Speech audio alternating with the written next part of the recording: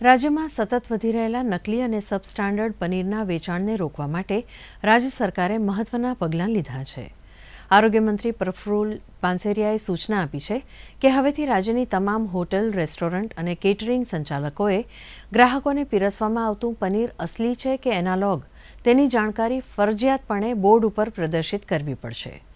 તેમણે કહ્યું કે આ માટે ગ્રાહકોએ પણ જાગૃત બનવું પડશે અને પનીર અંગેની માહિતી માંગવી પડશે.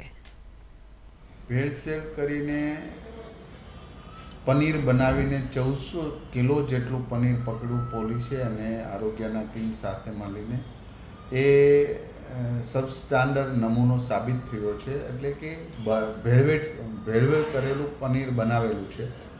તો કાયદાકીય રીતે આરોગ્ય વિભાગ પગલાં તો લઈ રહ્યું છે, પણ લોકોએ પણ દરેક હોટલમાં જમતા પહેલાં કેટરિંગવાળાને બધાને સ્પષ્ટતા કરવી પડશે. એનાલોગ પનીર તમે આપો છો, યાની કે એનાલોગ પનીર એટલે કે પામ ઓઇલની અંદર મિલ્કનો પાવડર વગેરે નાખીને એસિડિક પદાર્થ નાખીને એને પનીર જેવું જ પનીર બનાવવામાં આવે છે.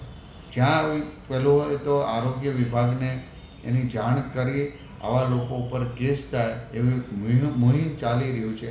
એમાં આપ સૌ સહયોગ કરો.